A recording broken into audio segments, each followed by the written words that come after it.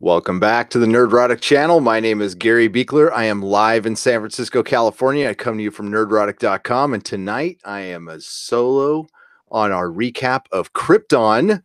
We're in the first season, episode 4, The Word of Rao. And I must start out with a super chat that we got from Dakota Stanton. Thank you so much. I am not going to lie, that toy jump scare got me. That was pretty good. That was pretty good. That for me, that kind of saved the episode. And so, a good ending can save a lot of things. And what makes a good show is a good villain. And I said this the 3 previous recaps that I wasn't too sure about Krypton. It's another prequel. It's another peripheral show around a main superhero where, quite honestly, I would just love to see a Superman TV show. And although Henry Cavill is a great Superman, we've already seen our definitive Superman with Christopher Reeve, but I've been hoping that we'd get a good Superman movie. I like Man of Steel; it's all right, but I still think as long as he remains Superman, there's a great Superman movie out there. Just to go on a little tangent here, I was just thinking about Superman Birthright today.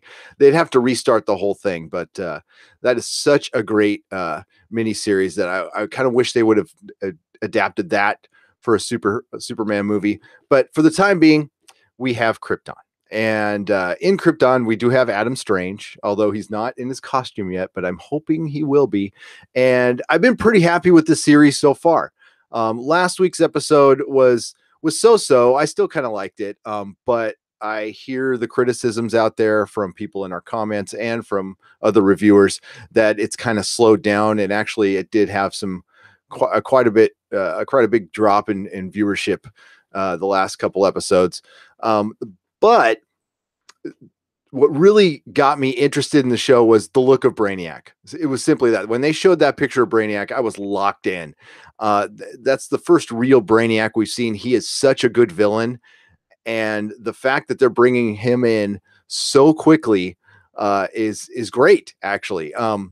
There were some slow moments in this episode. I'll get to that, but mostly I liked it. I liked it a lot. So thank you again, Dakota. Wow, $10. That is great. Yes, Ed Brewer, TikTok. And I don't know if anybody's out there. We got some people watching. That's great. It's really late here on the West Coast. It's 11:30 p.m. at time of recording. If this is the first time you're checking out my channel, we do all recaps live right after the episode. This one's late because we did The Expanse. If you're seeing this in video, this won't matter to you anyway. So usually I have a co-host here, Dennis, but he's got to work. I do too, but he needs more sleep than I do. He really does. He's an old guy. So we'll start out with we're going into what's called the Nova cycle on Krypton, and the voice of Rao is going to go walk amongst the rankless, and I guess this is a seasonal thing. And we're finding more and more that Krypton, at least in this version, although it looks a lot like the Krypton from the Man of Steel, the more the series goes on, it's kind of becoming its own thing, and it's looking less and less like it to me anyway. And it's a theocracy, and we are following, of course, the House of Zod, Vex. The House of El is pretty much gone except for Seg, our main character, who is the grandfather of Superman. And of course, Seg is fighting against time to keep Brainiac from showing up and erasing Superman from existence. There's some time travel stuff going on, and our cigarette smoking Adam Strange is trying to stop that stuff. So Rom, Seg's friend, had turned into a sentry from, she went out scavenging and got an artifact from Brainiac, and it infected her, and she became a Sentinel, which is not entirely unlike the Herald of Galactus. And she wasn't able to upload all the information to Brainiac needed, apparently. So, and Seg was able to save her somewhat, and she is dying in the Fortress of Solitude. She doesn't have much time, and they are concerned for Ona, her daughter. Seg, is close to him, and he feels responsible for this. And he's also trying to stop Brainiac. while the whole Vex thing, we find out this episode what Vex is up to and what everybody is up to. Um, and it, it's pretty telling. I thought that was a pretty good. Anissa was a standout in this episode, by the way. She's pretty badass. She started out as just kind of a sultry woman who looked like she was just trying to get in with Seg. We didn't really know why, but we find out this episode, and she really stood out to me. So, Mom, Jaina, Zod, and Lita are fighting some more. Lita went off. She's not a very good Centurion. She's part of the Sagittari, which is like the military force for Krypton. And they went out on an operation amongst the rankless to try to weed out Black Zero, who is this terrorist organization. And usually they're not really concerned about killing some rankless, and she was. She would be the bleeding heart hippie of the Sagittari, I guess. And she actually arrested one of her own officers last episode for killing one of the rankless, and she is in a military tribunal right now. And she's getting pretty pithy with the tribunal. And in the meantime, the voice of Rao went down on the street, and the rankless are a little pissed off. They're a little riled up, we'll say. And the voice of Rao is not very happy with this. So he goes to Vex and tells him, hey, you need to arrest somebody for this and make them accountable. They basically need a scapegoat. And it turns out to be Lyta. They trump up some evidence against her. It does look pretty bad. They just have to lie about a couple things. And she's going to get executed. And there's not a lot her mom, Jaina, can do about it. And it's not looking too good for her. It's not looking too good for her. And hey, everybody in the chat, I'll get to you in just a second. Jody says, a minor quibble. Did anyone notice how when the dome opened up to let the sunlight in, they didn't bother to make the sunlight look red? Or it seemed too yellow. Isn't Rao supposed to be the red star? Yes. It looked golden, and they were. It did kind of look like that in Man of Steel too, if I'm remembering correctly. But you are correct, Jody. That should be red, straight up red. And Dakota says, yeah, I noticed, but I think the filter or something, although the yellow light would give them powers. It would, right? It would. And I wouldn't be surprised at some point that we're going to get some powers in this. Another thing I like is the Sagittari. Those costumes are rad. They look great. They remind me of the battle suits from Alter Carbon a little bit. And it's 1:40 in Wisconsin. You're in Wisconsin, Dakota? Oh, home of my wife. She's from Sheboygan, which sounds like something you do in the back of a car. Sorry, it does, but it's a lovely town. I've been there. Go Pack, go. So the voice of Rao wants a head, and Lyta is going to be that head. And Vex, Nissa's dead. Nissa should be in charge of the Vex family, by the way. I mean, she's clearly way smarter than Pops. I don't know how Pops got there, but it is kind of it's a weird system they have in Krypton. How did they get so damn advanced?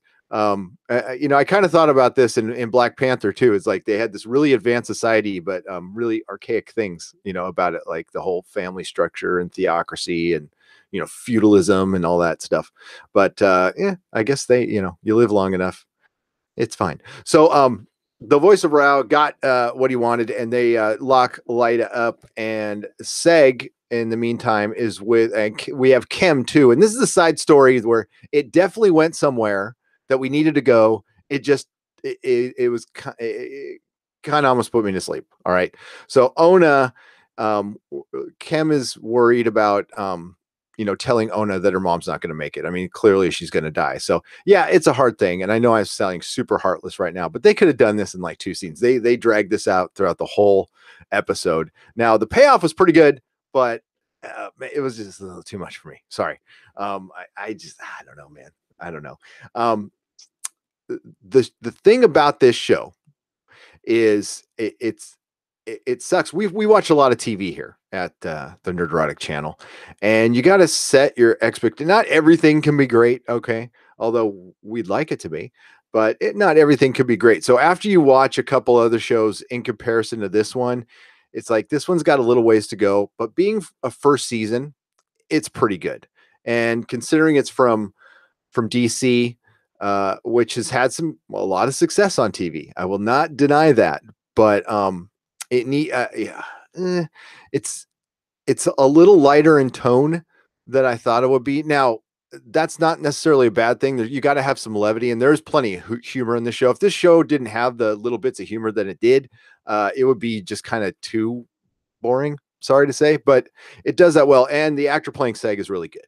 And there are some good actors and actresses in this, and that really helps. It does. I was kind of hoping we'd see the face of the voice of Rao, but we really didn't, because that really goes to one of my theories. I think the voice of Rao is, I was thinking it was Zod in some weird time travel-y thing, but it turns out it probably isn't, or is kind of in some way, which we'll get to. So Lyda is charged with treason, and Seg needs to get back to the fortress, to get back to Grandpa and Rom. But on his way there, he gets nicked by some people in a Sagittari costume. They actually go in and infiltrate an area, knock out some of the Sagittari, and one lady takes off her mask and she's got a scar, and we see a leader, and I think it's that guy they referred to last episode as like an unknown up and coming leader in Black Zero. And the minute I saw him, I'm like, that's somebody's daddy. I don't know how many of y'all caught that, but that's I'm like, that is somebody's daddy. Which a lot of people could be somebody's daddy, but I'm talking about somebody particular in the show. So yeah. So Seg gets trapped, and they do a little Wrath of Khan on him. They put a bug through his nose, and it comes out his ear, and that was pretty disturbing, to be honest with you. Don't like that stuff at all. But it was to find out if he wasn't a sentry or not. So it was just a test. It wasn't torture, although Seg completely disagreed. It felt very tortury to him. Before he does that, though, I'm sorry, I'm getting a little. Before he does that, there's a cool little scene between him and Nessa before he gets captured.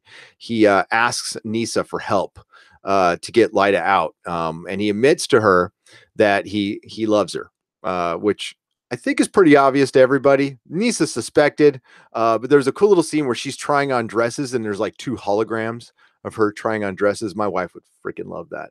I kind of like that too, to be honest with you. I dig that.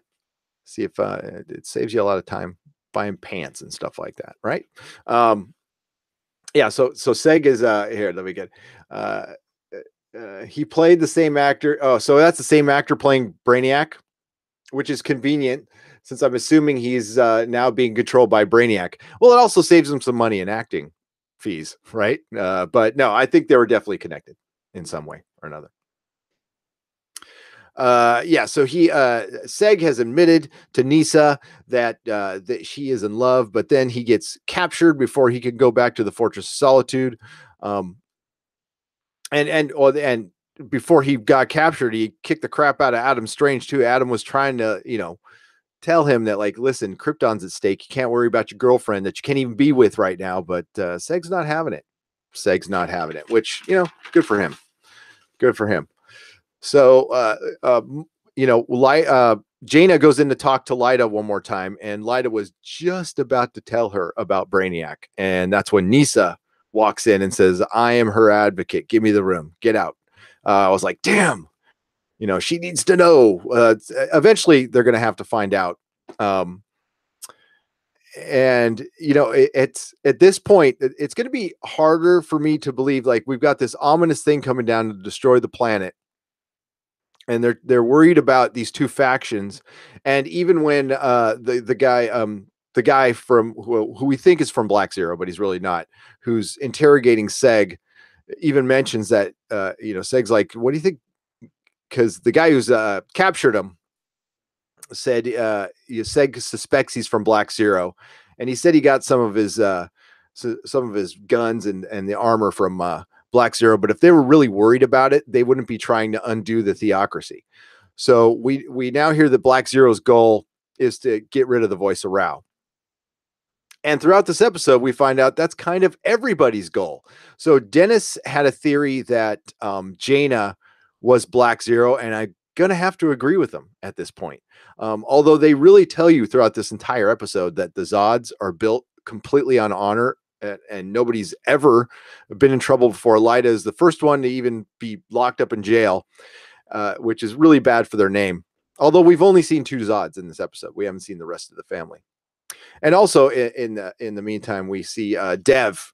Dev is obviously in love with Lyta, and we get a CW moment where we get a little, Lyta and Dev talking to each other, talking about some feelings in a hallway early on in the episode. I did have to note that down.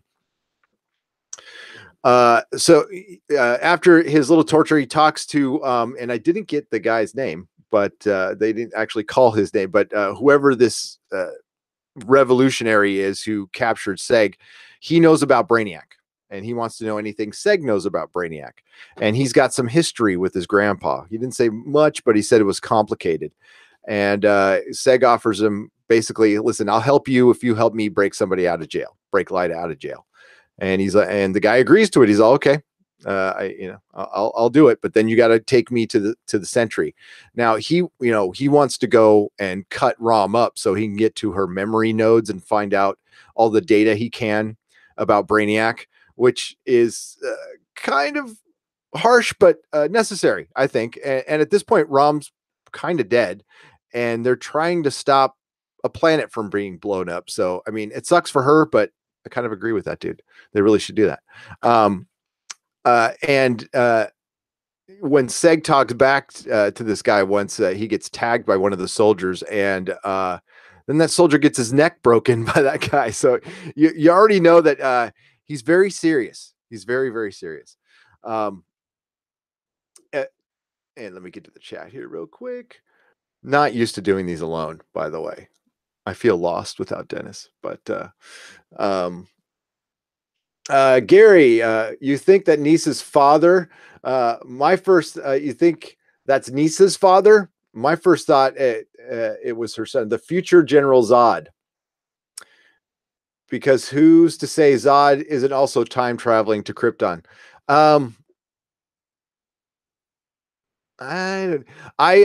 Okay, so let me get that guy's name while we're live on the air. God, IMDb's been so unreliable lately, so I don't know if they're even going to show me.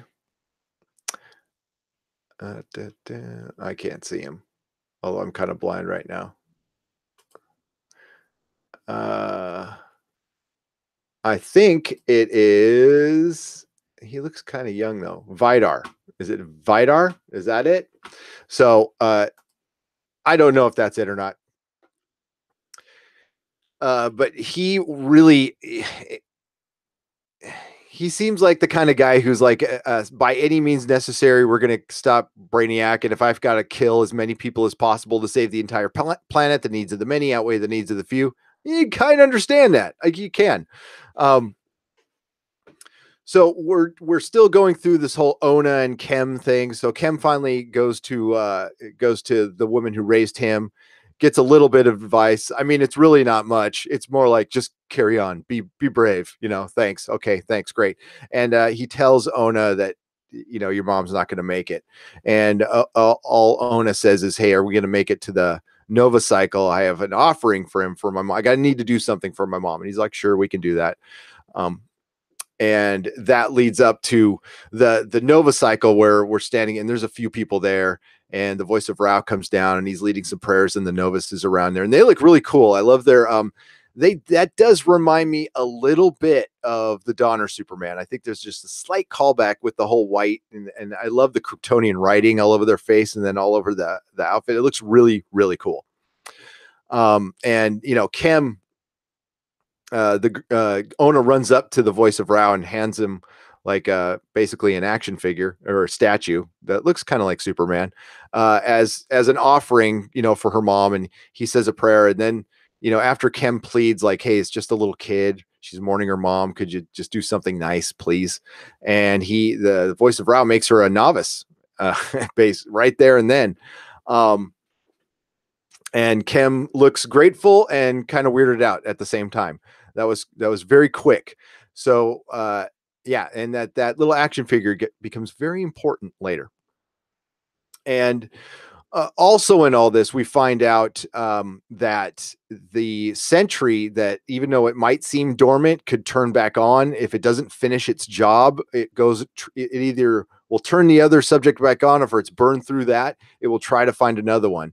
So I was automatically thinking, well, shit, Adam Strange is in some serious danger right now. So we go back there and we get some last moments with Rom, and she just says to stop Ona. She wakes up, becomes conscious for a minute, and says, you need to stop Ona, and then she dies. And they're really not sure what to do at that point, or even what that means. And I didn't know what it meant at the time either.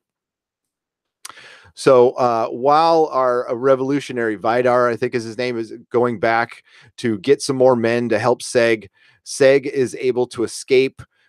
He fights with the girl who apprehended him earlier, and somehow gets that bug and shoves it in her mouth real quick and gets away and starts escaping. And we have this cool scene at the end where Ona is in her novice clothing, and she's saying a little prayer, and we're showing like Seg escape from this huge pit. And usually I hate it when they stay too long on like escaping from a huge pit thing, but that looked really cool. That was a cool set. So this show has definite moments of really cool stuff. But then sometimes it gets super slow too. I'm in a conundrum with this show. And another thing, when they were doing the novice thing, when they were down on the streets with the rankless, you could tell there was like 7 actors there. If it was supposed to be a big, huge festival, I know it would have been expensive, but that just seemed really small. So one of the things this show does need to work out is its inconsistencies and its pacing a little bit. That would be my critique at this point. The last 2 episodes, especially, because the pilot was really, really fast. I love the second episode, and then the last 2 have been just kind of, This one was better than last week's, I think. I don't know. What do you guys think? Good to see you. Telim 29. Sorry if I get that wrong. Gary, do you feel like me that Kem is shoehorned into the plot every episode? It does. Absolutely. I like the actor. I think I've seen him in a lot of stuff. He's super charming. It's not necessary. Now, the payoff from this could have been dealt with in a couple scenes, because when you got the payoff, I didn't feel the emotional impact because, well, for one, Ona wasn't even there. It was, and I'll get to that. And I'm almost there. So, okay. So we get Ona as the novice, and the voice of Rao goes back up. In the meantime, they're saying this prayer, and Seg is escaping, and we get a montage now of Jaina and Lyda just sitting, looking dejected. A really important thing happens at the end, though. So Nisa talks to Darren, and basically comes out and says what they have been planning. We've kind of been wondering what Vex has been up to this whole time, especially capitulating to the voice of Rao so much, is they want to overthrow him. They want to be in charge. They're trying to reunite Kandor, and they're actually trying to reunite the Rankless too. And it actually sounds like they aren't entirely bad. They're all under the iron fist of this theocracy. Now, we haven't seen much of the voice of Rao, so we don't know how bad he is. But if you see the Rankless, it is pretty bad. It is pretty bad.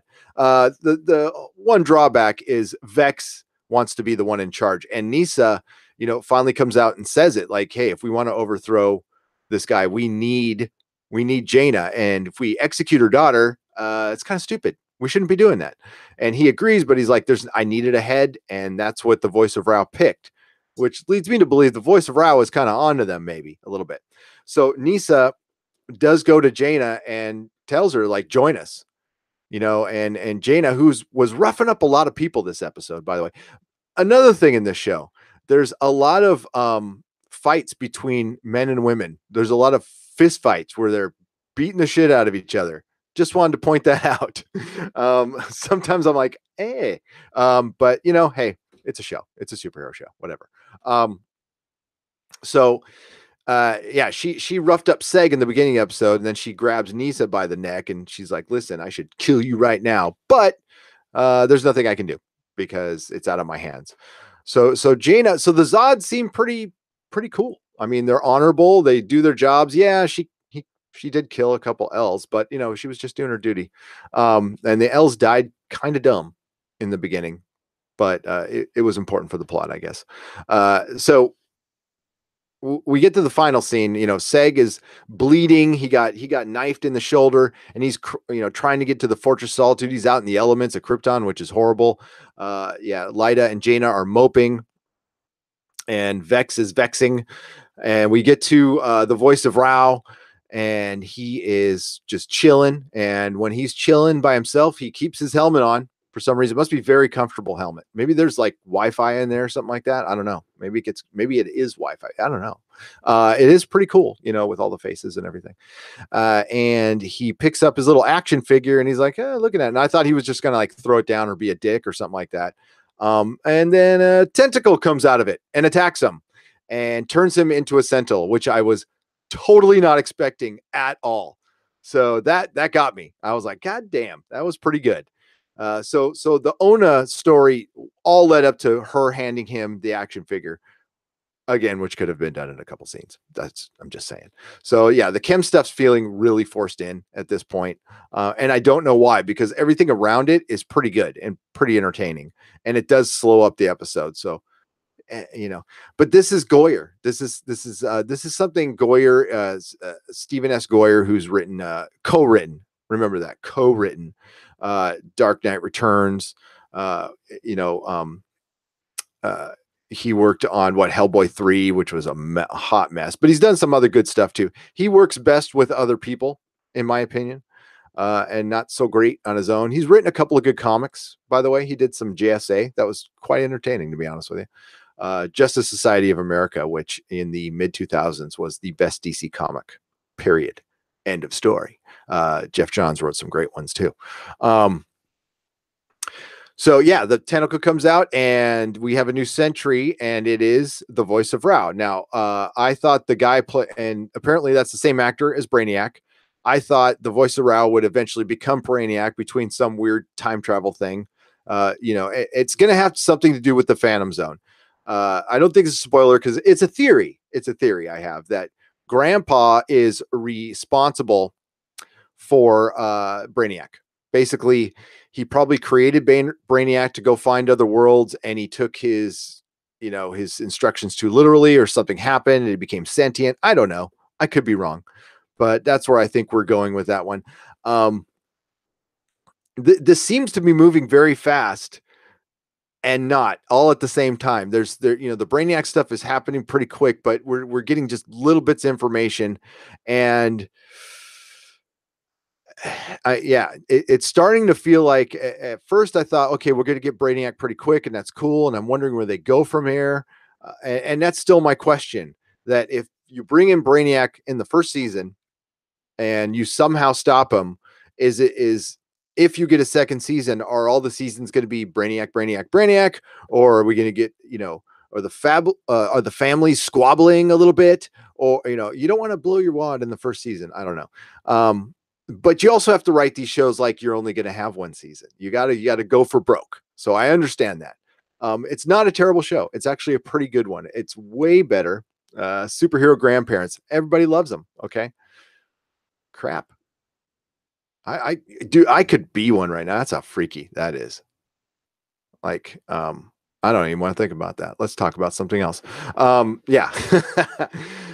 So it's a decent show. I hate to mention other shows in our recaps, but I just watched Legion last night. And when you watch Legion, it's not even fair after that, in my opinion. Legion is it's a show on a completely different level. And we just got finished watching The Expanse, which isn't a superhero show, but it's a sci-fi show. And I think that's what Krypton is, more than a superhero show. It's a sci-fi show, and it's a decent one. And Sci-Fi Network has been doing some really good stuff lately. They did, 12 Monkeys, Happy. We got The Expanse, of course. We got Krypton. They've really come up lately. So well done, Sci-Fi. Well done. And I'll get to the chat. And man, there's people here. I didn't expect that.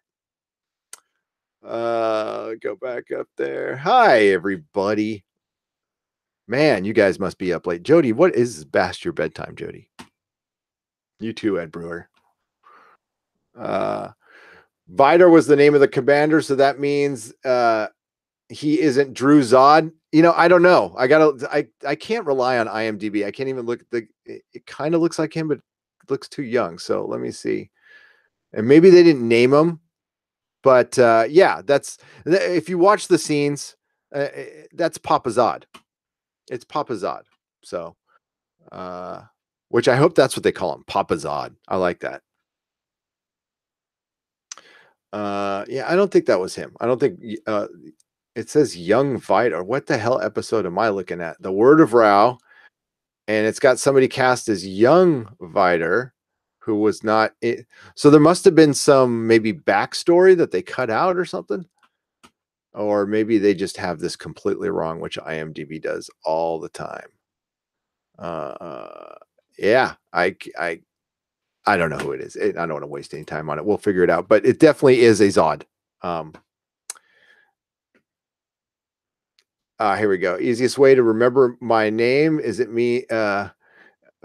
Username means it's Hebrew for, Psalm 29. Okay. There you go. Thank you so much. I got to work on my Hebrew. I got to be honest with you. Not very good at it, but I'm not very good at my English. So there you go there. Kneel before Zod. Terrence Stamp is, didn't that make Priscilla, Queen of the Desert, like really 20 times more funny? Because Terrence Stamp was in it. I love that fucking movie. When you see Zod in drag, good times. I wonder if Terrence Stamp will get a cameo of some kind in this show. Wouldn't that be great? I mean, he played the voice of Jor-El on Smallville. Yes, he did. I would love to see him in get some love. I love Terrence Stamp. I mean, seriously, one of the great. I'm glad we got the Donner cut of Superman 2. I'm super grateful we got to see that. I remember going to the panel for that in San Diego and being just so excited. And it turned out pretty cool. I mean, there's a couple of wonky scenes because they didn't have the footage, but it showed you what a missed. As much as I loved the original cut of Superman 2, which I saw in the theaters and loved to death, it's just crap compared to the Donner version, especially when they reinserted John Williams' original score. And they took out all that comedic stuff. The only part I did like about the Richard Lester version was the very beginning with the Eiffel Tower. But goddamn, I love Superman 2. I just do. I see Ron Perlman. We love Ron Perlman. Thank you. Good Zod impression. I've only been doing that for like 30 something years. I better be good at it. When I think of Zod, I think of Three Faces in the Diamond, right? In the Phantom Zone. I had such a crush on Ursa. Oh, I got to meet her at WonderCon too. And she flirted with me. It was kind of cool. Even my wife was impressed a little bit. Yeah, I wonder if if Krypton will lead into the origins of the Phantom Zone. I think that's where they're going, and I think it's going to be intricate into the origin of Brainiac. I really do. Well, now I'm thinking your theory is better, Gary. I like that. I think maybe the commander is actually Lyda's father. Yeah. Well, the only reason I think that in the scenes, he grabs Lyda and he sees her necklace, which might be a family symbol or something like that. And he's all, "It's you." So I'm like, "Dad."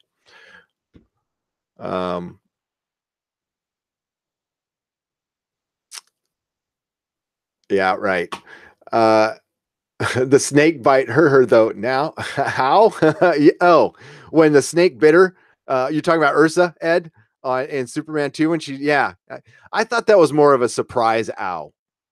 It shouldn't. Yeah, she shouldn't even have felt that. Good call on that one, though. I don't know if I have skills, Jody. I should use what limited brain power I have for other stuff, but I just use it for this. Work is going to be fun tomorrow. I'm up so late. Uh, yeah. Uh, let's all lift the buses in the air together now, says DJ Bowman, right? God, I love that scene though. That was so cool.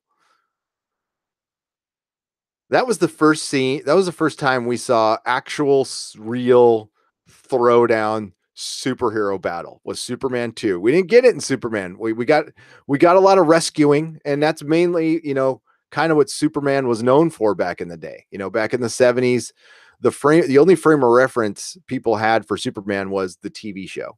I mean, I did read the comics, and a lot of people did, but everybody knew the George Reeves TV show, where basically he would knock a robber out, hit him right in the face, and knock him out, and that would be it. He'd run through a wall, knock out a robber, bend a gun, show over.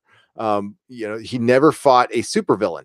So when Zod and Ursa and Non came in, that was epic. Even the Lester version, my jaw was on the ground. I was like, oh my God, this is the greatest. The problem for Superman 2 was Raiders of the Lost Ark came out the same year. Or no, I take that back. It wasn't Raiders of the Lost Ark. Or was it Star Trek? Was it 82, right?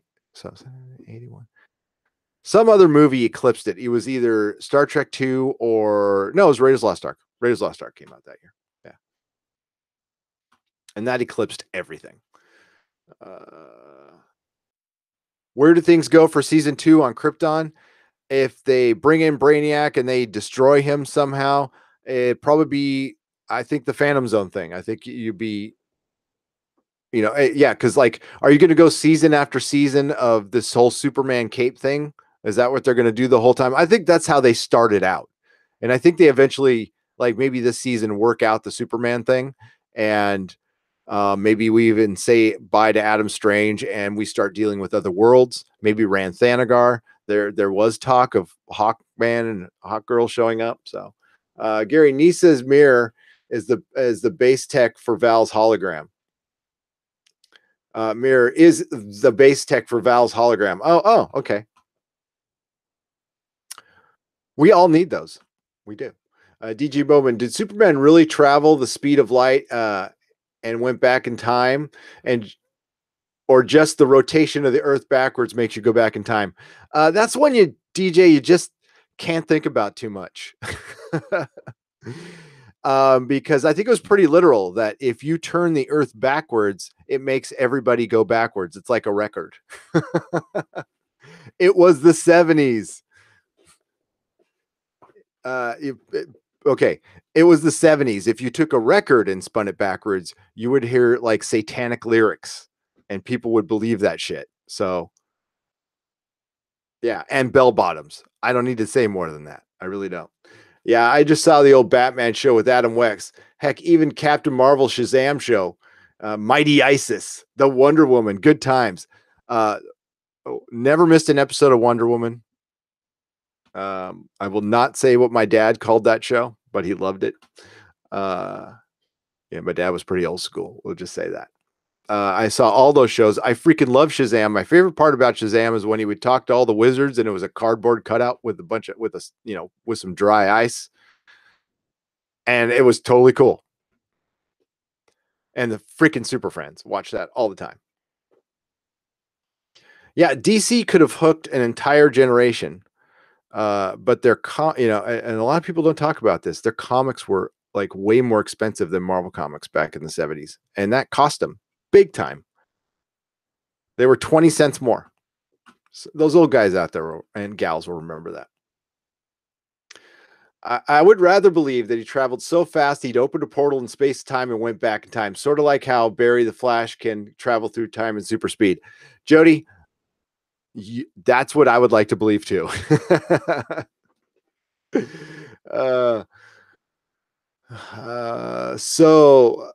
Where the boys from the dwarf traveled to the episode backwards, it makes sense now. From the okay, gotcha, DJ. I messed that up, but yes, it does.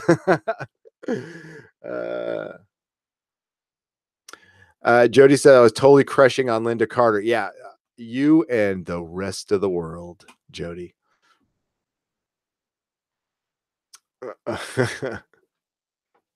Oh, that's right. In Shazam, traveling around in a motorhome. I forgot about that.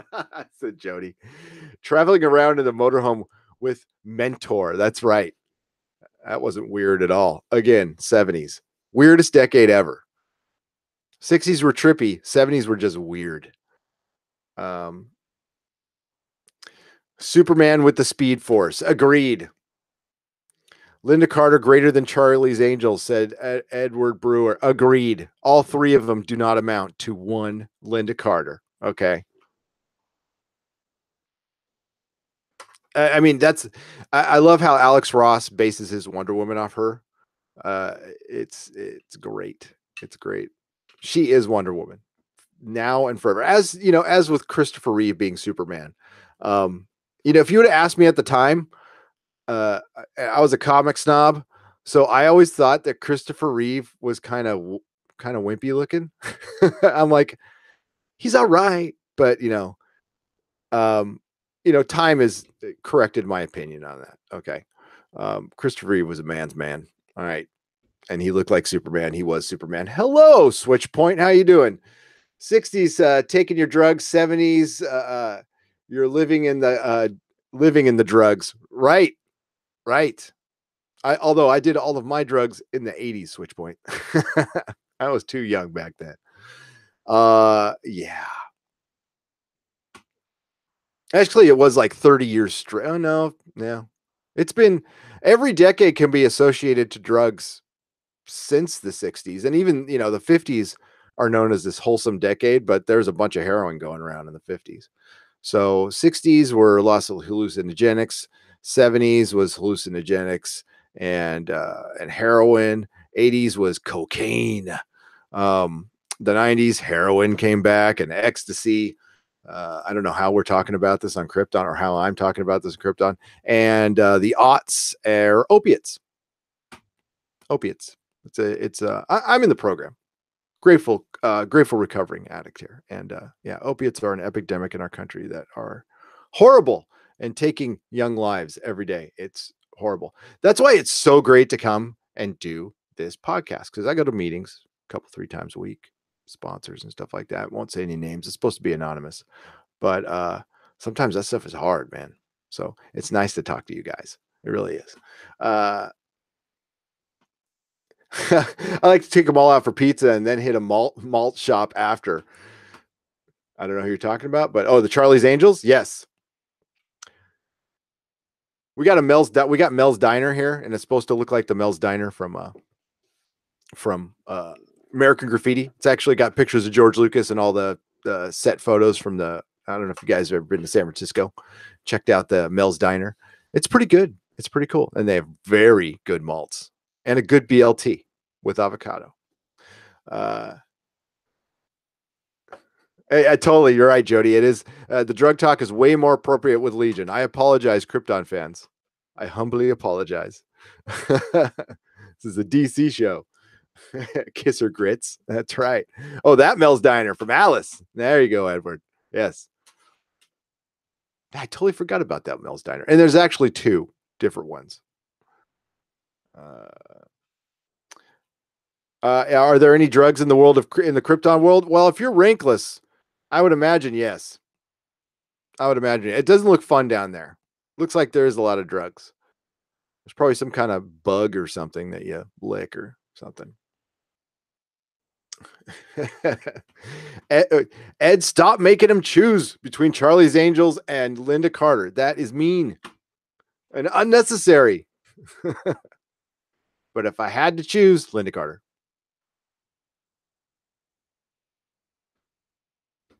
Because Linda Carter just was classy, right? She was classy. And Charlie's Angels, were shooting people. It is our show, Jody. It is our show. I am nothing without the chat. I'd be just sitting here staring at the camera going, Krypton was great. Wasn't it cool? Remember when that thing happened and we saw the Superman symbol? Awesome. Edward Brewer, yes, her body was like, damn, yo. Yes. She worked out, took very good care of herself. Still does. She looks great. She looks great. Wasn't she on Supergirl We'd have to ask Dennis because I don't watch that show.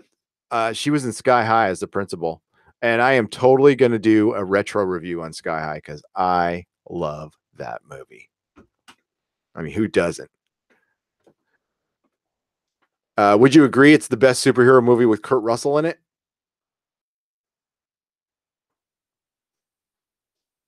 Yes, I would say so. I would say so. So, licking a bug. Yes, licking. Oh, instead of licking toads, which people do, I guess. That is one thing I have not tried, and nor will I. Nor will I. So, yeah, it's been a double podcast night for me, and I need to get to sleep because in a couple hours I got to work, and then I'll be on Comics Division's channel tomorrow with the Feisty Fan, and I believe we are talking about comic book stuff, like what comic shops can do because they can't rely on Marvel and DC to save them, which they never should have. You know, honestly, it's kind of up to the comic shop. So we're going to be filled with unsolicited advice tomorrow. And do you think we'll get a young K Zor-El? Kara Zor-El. Kara Zor-El. She was young to begin with, Switchpoint. I think we're gonna well, the L family right now is just Seg. There is no other L's out there that we know of. So he's got to make some more L's. Seg's got to get busy. It's the question is, who does he get busy with? They're making us think it might be somebody else. I mean, we know kind of in the comics, but we don't know in the show. So, and I do got to be careful with like spoilers. Our first comment from the Expanse was a guy kind of taking me to task because he said I was a little too spoilery with the Expanse, which he really shouldn't watch our previous Expanse podcast. But I probably should dial it back a little bit. So I will next time. I just got excited, man. I just got excited. Unlikely on Krypton. Jor-El's dad. So Kara Zor-El isn't even a twinkle in her father's eye. No, he's not. And Kandor is still a big city, not put inside a little jar. So we got a long ways to go. I think we're going to get older DC superheroes. So I think look for a lot of like Justice Society type superheroes, maybe even some some Legion of superheroes. What do you think, guys? I'd like to see some of that. That'd be cool.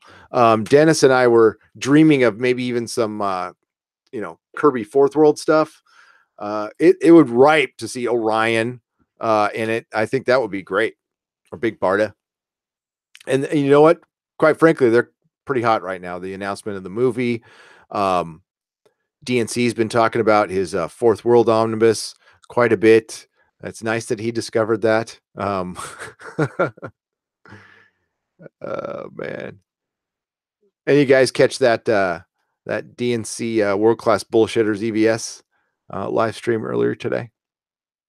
I tried to listen to it a little bit going home, and I turned on right when DNC bounced, so I didn't get to hear him. But it was okay. I think those guys were trying to work it out. They were trying to work it out. I tell you who does the good live streams is I Love Comics. I Love Comics and the Comics Division, and when Switchpoint is on, Ed knows what I'm talking about. Live streaming is not easy. It's something Dennis and I started by accident. We've been doing it for over a year now, and literally by accident. I had no idea what I was doing when I started the live stream. I thought we were just doing a hangout and recording, and I didn't realize that all of a sudden we had a guy come in the comments. We had done like 6 or 7. And he's like, dude, I've been trying to talk to you in the chat. You've been ignoring. I'm all, what chat? What are you freaking talking about? And I'm like, oh, like people are watching us. Oh, okay. Cause we were just doing this cause it was an easy way to record the video to go on your YouTube channel. Cause it just goes right on. And we weren't assuming that anybody was watching us. So it was funny. It was funny. So not everybody, I'm not saying we're great at it, but the live streams at I Love Comics, which I think have been inspiring, live streams getting very hot right now. Okay. For a lot of reasons, but I think I Love Comics has inspired a couple people to live stream. I'll just say that. Now, what I'm very proud of is we've been scheduling ours for quite some time. People are catching on. It's good that they come around. Of course, I'm a tiny, tiny little channel compared to those guys. So, uh,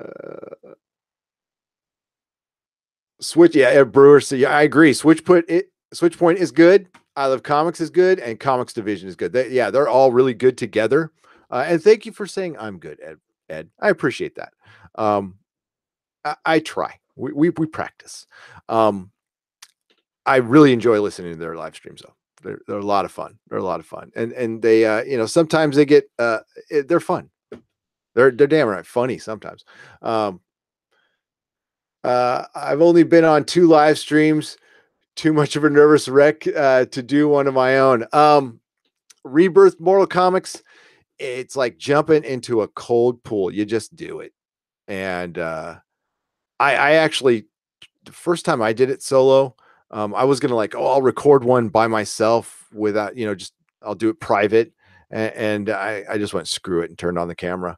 And I was totally nervous. Oh my god, I was yammering like I am now. And you just get used to it. You're just talking to people in the chat. You're talking to people in a room.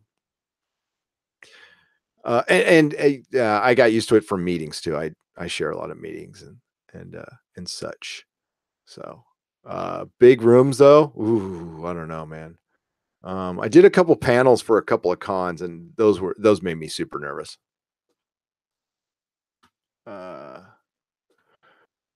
Oh, thanks, Sylvia. She said, yes, this channel is great and very honest. We try. We try. I'm going to have to wrap this one up. Although I love talking to you guys. I could really talk to you guys all night. So I'll be on Comics Divisions tomorrow. I'm sure I'll see some of you there. When this rolls into a video, the link to Comics Division's channel will be there. Otherwise, just go to YouTube and search Comics Division. Spell comics with an X. He's got a lot of good live streams. A really good one from, I believe it was last night. I listened to it all day at work today and enjoyed it immensely. Yeah, so thank you, Sylvia, and Talahim 29, Edward, DJ, Jody, of course, the man with the wrench. Although I told you earlier, I wish that was a chainsaw. That'd be cool if that was a chainsaw. The wonderful Switch Point. And let's see if we caught everybody here. I'm going to go all the way up. Oh, and I have to thank Dakota Stanton for the $10 super chat. Dakota, if you're still out there, thank you so much. I know it was super late in Wisconsin. You probably went to sleep after I was yammering on forever, but I really appreciate that very much. And you were wonderful. Absolutely wonderful. And we love Wisconsin, Dakota. We do. Actually, I will be in your lovely state in a matter of 3 months for a wedding. So looking forward to doing a podcast from Sheboygan. Oh, Ed, stop it. He says the best voice on the internet. Edward, you humble me. Stop it. You guys are the best chat in the internet. Straight up. I know this is going to sound sappy, and I don't give a shit.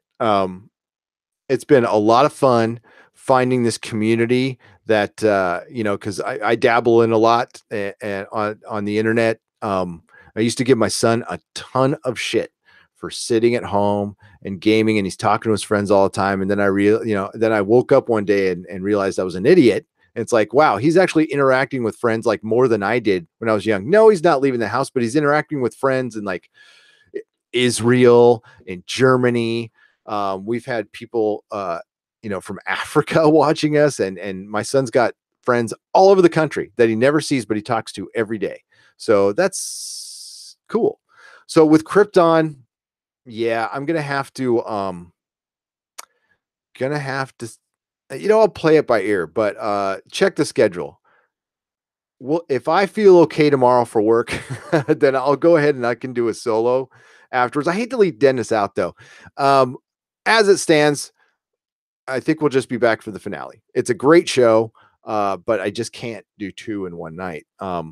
And our schedule's like really full right now. So, and we do like the show. It's not like we mean to cut it off. So, we will definitely be back for the finale, but I could change my mind. I reserve the right to change my mind and just do it again next week. We'll see how it goes. I have no idea. I'm making this shit up as I go. So, guys and ladies and guys, good night. Thank you so much for watching, and I'll catch you next time. May the small folk sing songs of your greatness.